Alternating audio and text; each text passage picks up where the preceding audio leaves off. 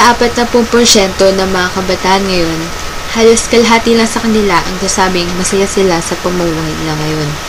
Ang ilan sa kanila ay malungkot na pilit itinatago. Ilan lang sa kanila ang mga kabataang nakilala ko kasama ang kani-kanila mga kwento. Si Mike, 18 taong gulang na maagang naulila at ang mahal ng lubos, ngunit hindi tinanggap at iniwan ng kanyang pinakamamahal. Your sweet moonbeam, the smell of you in every single dream I dream. I knew when we collided, you're the one I have decided that she's one of my kind.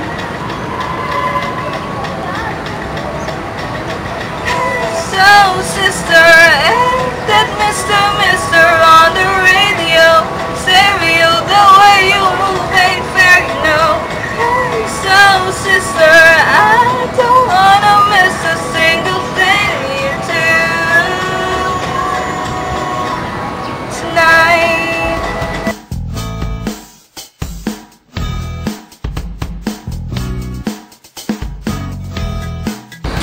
Oh, napasal ka? Wala. Gusto lang kitang makita.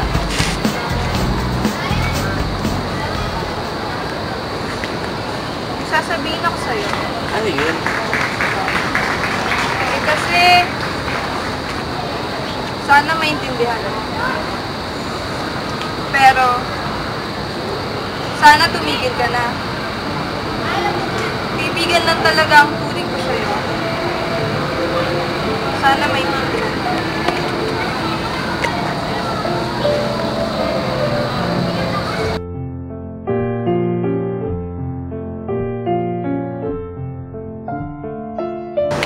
Pag-ibig ko sa iyo ay nakaliliyo, parang virgin coke ito, may sipang kabayo.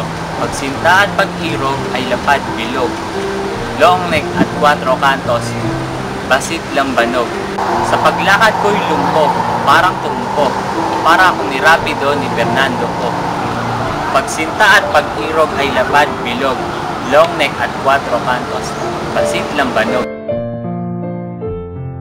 Itong gitarista ay wala sa sarili. Nagdurugo na po ang mga daliri. Ang kanyang haranay di mo alintana. Pinagsarhan mo pa siya ng bintana. Maawa ka naman kahit na kaunti. Awit ay bigyan ng mapagpalang ganti. Dinggin mo ang inaawit, tinutula. Mainit mabango, tulad ng tinola. Bagamat bagting ay bulol sa balarila. At disiplinhado ang mga parirala. Pag-ibig niya sa iyo'y walang banto. Ikaw lamang ang kanyang sinasanto. Bagamat garil ang bulaklak ng dila, nahatid ng hangin sa loob ng sala. Pagutusan mo at siya'y uto-uto, sulyapan mo't ayos na ang buto-buto.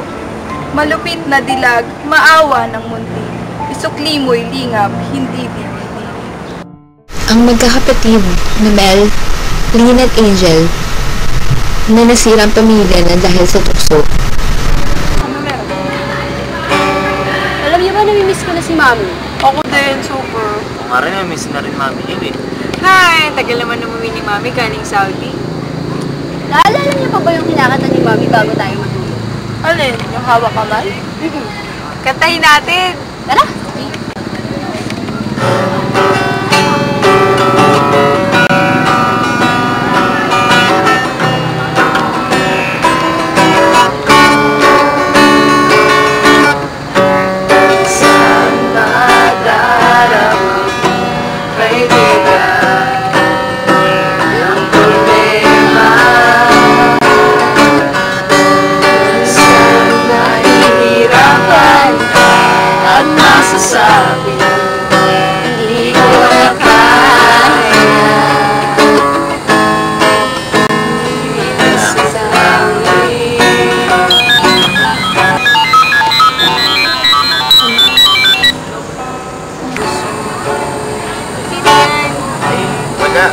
Mami nyo lang.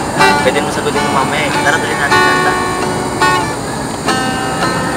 Laman mo kahit kailan hawak kamay. di kita iwan sa balakay. Dito sa mundo walang natiya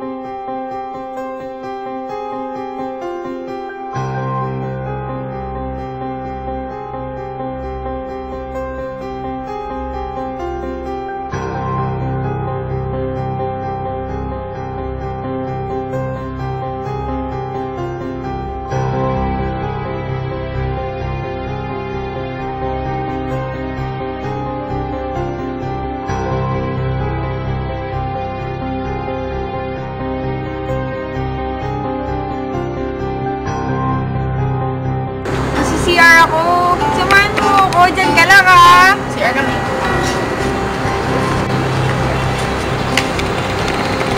Ba't di mo ako nire-reply naman nakarang araw? Kasi busy ako sa trabaho ko. Trabaho ko na trabaho. Kailan mo ba iwalay yung asawa mo? Sa totoo lang, parang gusto mo naman ipag-ulit sa'yo. Iwalay?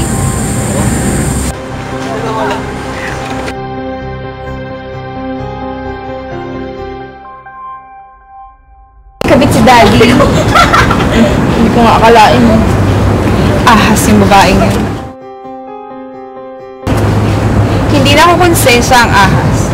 Maaaring alam niya na ahas siya. Pero hindi niya naiisip na asal ahas siya. Wala siyang kamalay-malay na nangaahas siya. Ano magagawa niya kung ipinanganak siyang ahas? Hindi siya taksil sa kanyang uri. Tapat siya sa kanyang pagkaahas. Likas sa kanya ang sangasangang dila ng ahas. Pagpalit man siya ng balat, mananatili siyang ahas hanggang sa wakas. Ang gara, nagawa niya kay Mami yun. Sa totoo lang, sa buong buhay ko, hindi pa ako nakakita ng hunyango. Yung hunyango totoo, yung hayop na hunyango. Hindi kasi siya napapadbag sa aking syudad at hindi rin ako nagagawi sa kanyang gubat. O baka hindi ko lang siya napapansin dahil balita ko'y ang galing-galing niya magpalit ng balat kayo at kulay. Nagiging kayo manggi kapag gumagapang sa putik. Nagiging pula kapag napapagitnaan ng atswete.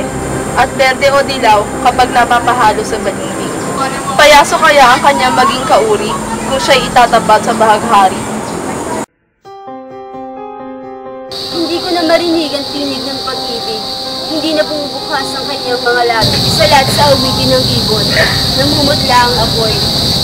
Rosas na bagong pitas ay naluloy agad. Natahimik na ang mga kampana. Puso ko'y lupay-pay na. Diyos ko, ako'y patay na.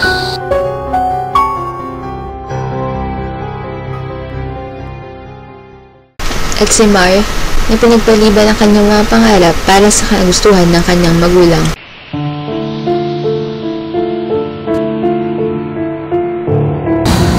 Ano ang nangyayari sa pangarap na pinagpapaliban? Ito ba'y natutuyo para pasa sa init ng araw? O nagnanaknak na parang sugat, tsaka napipisa at tumutuloy?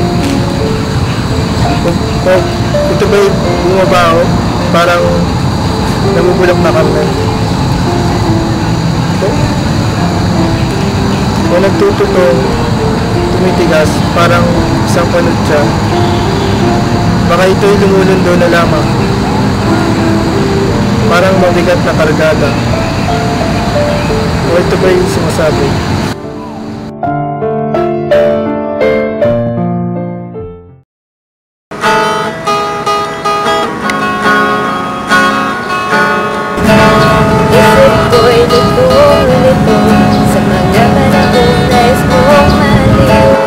Bakit ba bumabalakid ang iyong mundong ginagalawa?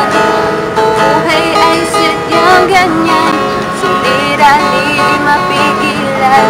Dali mo lang sa iyong puso, kaya mo yan. Pagkabigot, alinlangan, bumubulo sa isipan.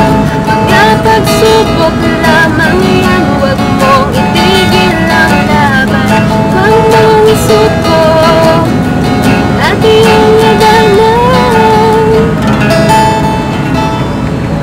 Nung makilala ko sila, mas naintindihan ko na sa bawat mga pangyayari ay may dahilan. Na sa bawat ngiti ay malungkot na pilit ko tinatago. Huwag nating asahan ng mga kabataan ay kailangan maging perpekto upang maging pag-asa ng kinabukasan. Ano at pangyari, ang kabataan ang pag-asa ng bayan.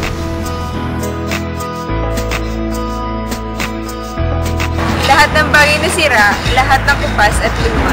Batang nanlilima at karitong lumalangit mo. Mga namamagang paa ng pagod na magsasaka. Ay tumatabing sa larawan mong namumukadkad sa aking puso. Malaking pagkakasala ang mga bagay. Gusto ko silang ayusin at bigyan ng bagong buhay. Tulad ng hangin, lupa at tubig, laging nagbabagong. Sa lahat ng larawan mong namumukadkad sa aking puso.